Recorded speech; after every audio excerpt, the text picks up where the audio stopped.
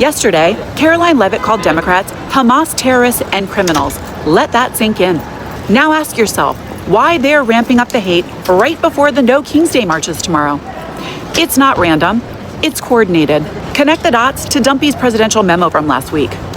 NSPM 7, it's being sold as crackdown on violence, but the real goal? Turning protest, advocacy, and resistance into crimes. It labels anyone criticizing capitalism, supporting migrants, gender rights, or racial justice as a terrorist threat. And who gets to decide who's a terrorist? The same people calling half the country Hamas and framing 30-year-old Nazi incels as kids.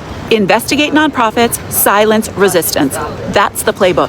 NSPM 7 claims there's been a 1,000% increase in violence against ICE since he took office. This isn't about stopping violence. It's about labeling opposition as the enemy. Translation: organizing, protesting, even posting online can now be framed as terrorism.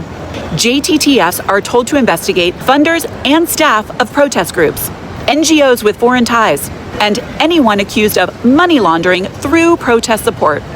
It's not about stopping crime. It's about choking off funding for anti-fascist resistance. NSPM 7 directs every federal agency to share intel with law enforcement, flag suspicious donations, investigate tax-exempt orgs, and refer staff for prosecution, and push banks to file suspicious activity reports on protest-related funding.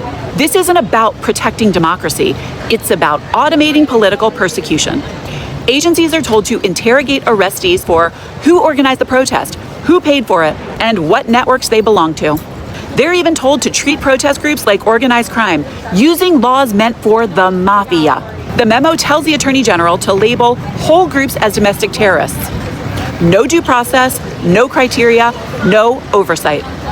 By making domestic terrorism a national funding priority, DHS gets more money, police get new grants to combat threats, and surveillance expands while civil society resources shrink. Meanwhile, nonprofits serving real communities risk being raided, defunded, or criminalized.